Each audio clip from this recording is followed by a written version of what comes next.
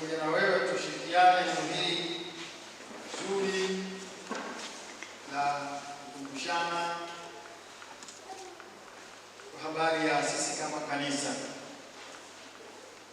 Na ujumbe nimesema tu kanisa, kichwa kanisa.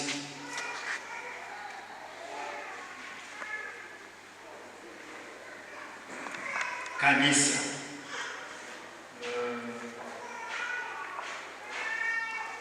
tuna tafsiri ziko nyingi. Sasa tutakwenda kwa hizi ambazo nitapata kuzisema mbele zako. Kanisa,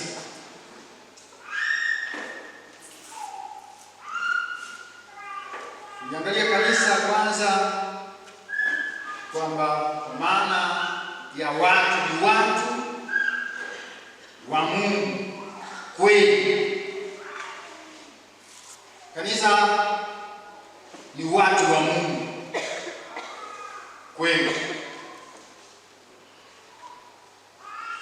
wale watu ambao Mungu ni Mungu wao, kwa maana ya kwamba wao wanakubaliana na Mungu. Hilo ni kanisa. Wakorintho wa kwanza sura ya kwanza mstari wa 2. Na mwingine anasoma Wakorintho wa kwanza hii sura ya 10 mstari wa 32. Uliloko Korintho, wale waliotakaswa katika Kristo Yesu, walioitwa wawe watakatifu, pamoja na wote walioitia jina la Bwana wetu Yesu Kristo kila mahali, Bwana wao na wetu. Sura moja tu. Mstari wa 2 tu. Sura ya kwanza mstari wa 2. Wakorintho wa kwanza sura ya kwanza mstari wa 2. Kwa kanisa la Mungu lililoko Korintho, wale waliotakaswa katika Kristo Yesu, walioitwa wawe watakatifu, pamoja na wote walioliitia jina la Bwana wetu Yesu Kristo kila mahali, Bwana wao na wetu.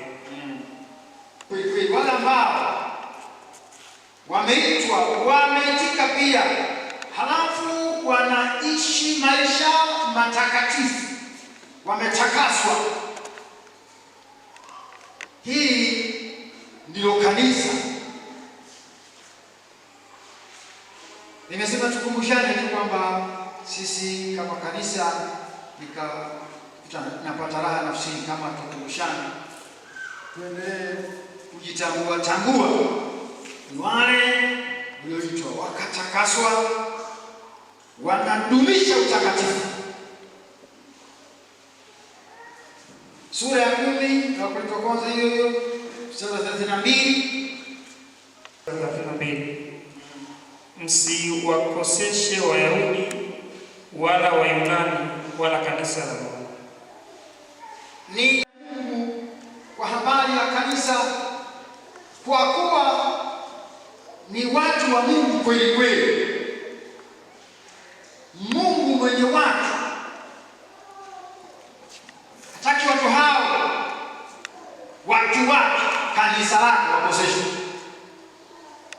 Yaani sio na mchango mbaya. Kumwambia yeye sio na mchango mbaya kwa kanisa. Ndiye kuna siwepo kujamzana na mke wako na mimi kwa naangalia. Ndiye sio na mchango mbaya kwa kanisa. Paulo anaona aseme, Roho anamwambia aseme asikoseshwe swala la watu wa Mungu, wale ambao wameitwa, wametakaswa, wanadumisha utakatifu. Hilo ndio kanisa lake, ni watu wake Mungu. Sasa hataki watu hao wakoseshwe. Ukajielekeza, ukachiachia, ukanajisha, sio unajisomea, unajifanyia hamna. Ni hekalu. Jina Bwana Yesu libarikiwe. Ni hekalu la Mungu, lakini pia nikakuta nasema kanisa ni mwili wa Kristo. Ni mwili hivi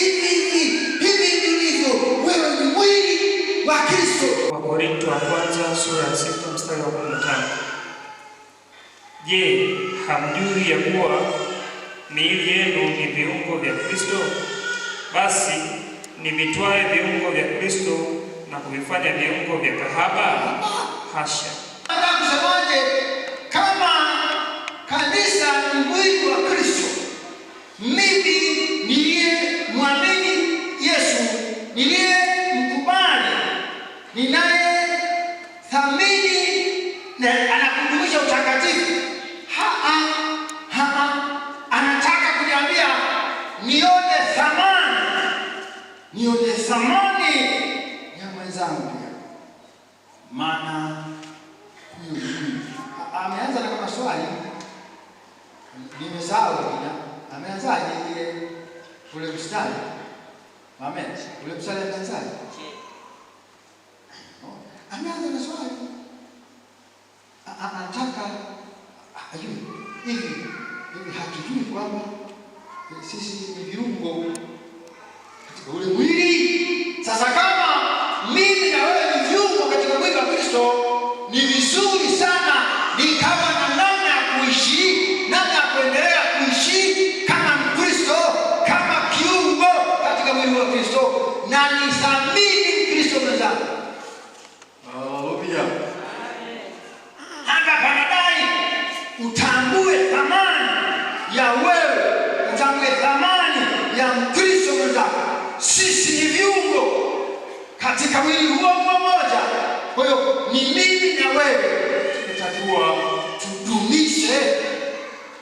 Akaenda hapo, sasa ndio nitwae ndugu yangu niunganishe na hapa. Akaona siku atafuta majumbe mengine, akasema hasha. Bwana, sisi sio tena kwa kuingia katika mambo mengine. Hamna. Anasema hasha, hapana. Wewe kama kiungo cha Kristo unatakiwa ubaki hapo na utakatifu wako. Bwana, amina. Baki na utakatifu. Wewe ujitakasa, kwa maana wewe ni kiungo. Na huyo aliyekaa upande wako wa pili au kushoto wa kulia na nyuma yako na mbele ni kiungo katika mwili wa Kristo. Ni mwili. Wengine hawajui wanamgusa huku ni bibi harusi. Ana mtu ambaye amejitokeza. Akijitokeza umepokea na jembe, alafu kanaendelea tu kugusa na wengine. Kanajitambua. Babeli na blanketi. Wameleta na sisi tumepokea, hapo kanaendelea kujiruhusu. Kanajitambua. Hasa kanisa ni mabibi harusi. Hapo ongea maswa ya kanisa ni bibi harusi. Bibi harusi ana mtu tayari ambaye yeye ndio wa kwake. Alafu amemgharimia, yuko tayari, amekubali. Bibi harusi yako kesho kanafunua, kanacheka jamaa. Ona Yusufu alipokuwa kwamba ana mimba, mtarajiwa wake akatarajia amiuti, akatarajia mwache kimya, maana sasa wa kwangu mimi sijahusika, anaonekana afya imeongezeka tumboni. Sasa hapa inakuwaje?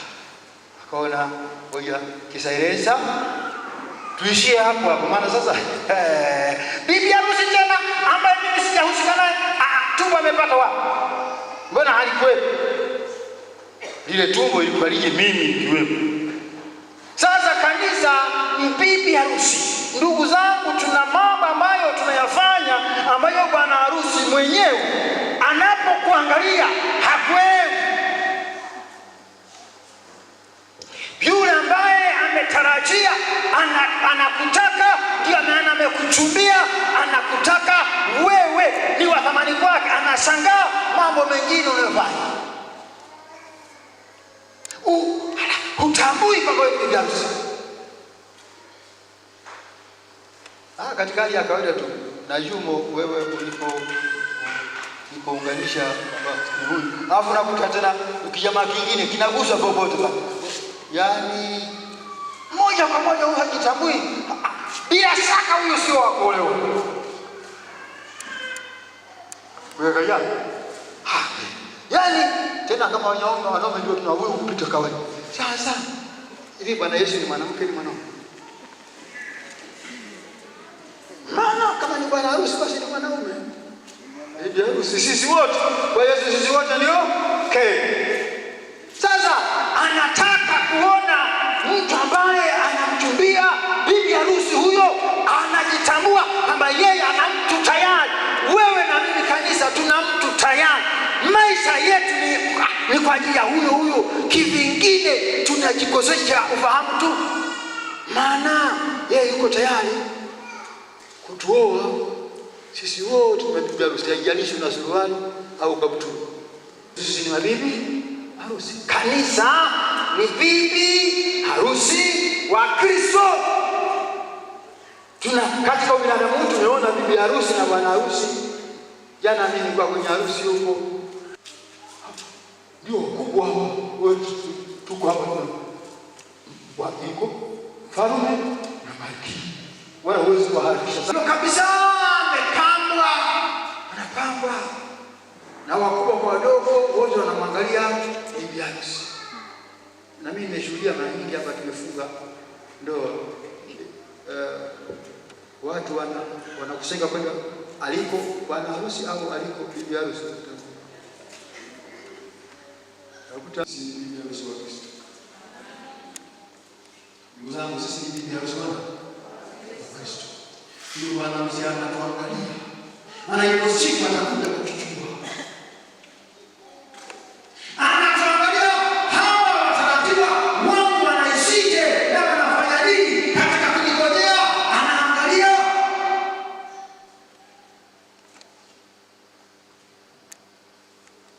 Na kwa bibi harusi kama unajichanganya wakati wa kipindi kile unaachwa Yusufu anataka maji kimya.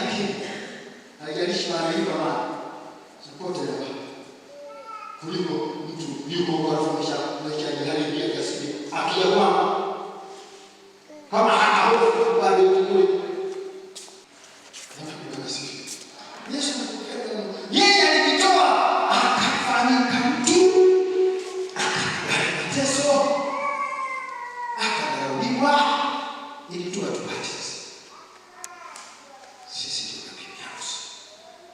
Kumshia kwa bibi harusi wa Yesu. Ni bibi harusi. Sasa kama ni mabibi harusi, halafu hatujitambui, huyo bwana harusi atatuchukua. Yaani umejiendekeza tu, unajifanya unataka kufanya. Huyo bwana harusi atakuchukua. Anakuchukua hivyo. Haiko hivyo. Wewe unajiandaa kwa watu tabaki. Mungu atusaidie. Wakorintho wa pili sura ya 2 mstari wa 11. Shetani asije akapata kutushinda, kwa maana hatukosi kuzijua fikira zake. Ili tusimpe nafasi Shetani atudanganye, maana twaijua mipango yake ilivyo. Nani na Biblia nzuri kama hii? Wewe. Kwamba ili tusimpe nafasi Shetani atudanganye, maana twaijua mipango yake ilivyo. Bibi harusi anayetambua anajua wapo wadanganyifu, anajua wapo ni ambaye anajua. Kwa sababu hiyo anasimama katika lile ambalo analitarajia kwa bwana harusi wake. Hakubali achukuliwe, hakubali adanganywe, hakubali, maana anajua upo udanganyifu. Na mimi nipo nikukumbushe, upo udanganyifu kwa kanisa. Amani ya Mungu. Yako maroho yanatembea, yapo zipo elimu zinatembea, lakini ni vizuri bibi harusi juu usimame katika nafasi yako. Shetani nafasi hana. Jina Bwana Yesu libarikiwe. Shetani hana nafasi, hana nguvu kumzidi Bwana wako. Kwa tunashinda na zaidi ya kushinda. Kwa wakati tunapoendelea kuishi chini ya jua, wakati tunapoendelea kuishi, wewe kama bibi harusi, wewe kanisa, tambua tuko kwenye ulimwengu ambao jamaa hana likizo, anaendelea kuzunguka. Andiko lile ni zuri, anasema anazunguka huku na huko, anatafuta mtu. Yaani hazunguki kutafuta biashara, labda sijui afaulishe mzigo hata wa dhahabu, hamna. Mtu yeyote akionekana jina lake halipo kwenye kitabu cha uzima atatupwa kwenye ziwa la moto. Amen. Vile mpaka kwa mstari wa 15 nasema mtu yeyote ambaye jina lake halipatikana limeandikwa kwenye kitabu cha uzima alitupwa kwenye ziwa la moto. Mtu yeyote, yaani mtu yeyote, umri wowote, jinsia yoyote, cheo kama kiko chochote. Nianze kuangalia mimi ndio mtu, bali amesema mtu yeyote ambaye jina lake halikuonekana kwenye kile kitabu cha uzima, tupo kwenye ziwa la moto. Na kwenye ziwa la moto kulikuwa na nafasi ya mtu kutengeneza. Sinauliza wazee, hayo sisi kwenye ziwa la moto kulikuwa na nafasi ya mtu kutengeneza na Mungu. Unanisikia? Wazee ngapi sisi? Kulikuwa na nafasi ya kutengeneza kwenye ziwa la moto. Jina linaonekana kwenye kitabu. Kwa hiyo mtu ametupa kwenye ziwa la moto. Kule akawa anafanya matengenezo.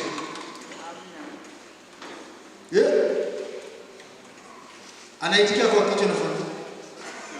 Yaani amechoka kabisa.